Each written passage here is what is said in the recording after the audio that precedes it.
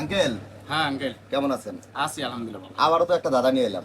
খালি দাদা, হ্যাঁ, উত্তর তো দিবার পার না, আমি তো কইতে আছি উত্তর তো দিবার পার না। কোন দিয়ে এইবার চেষ্টা করুন। আচ্ছা,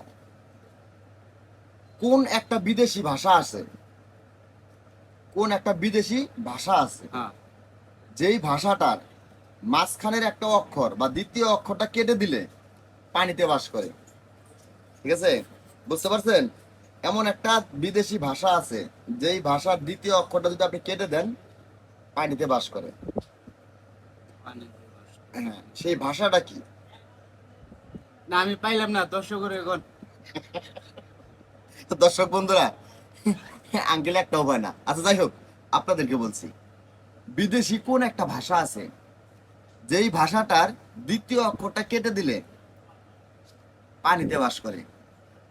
সকলেই কিন্তু জানেন, একটু মাথা খাটাবেন। সঠিক উত্তরটা আমার কমেন্ট বক্সে লিখে যাবেন। যদি সঠিক উত্তরটা দিতে পারেন, আপনারা আমার মন খুলে ভালোবাসা পাবেন, আর অবশ্যই আমি আপনাদেরকে ভালোবাসা দেব।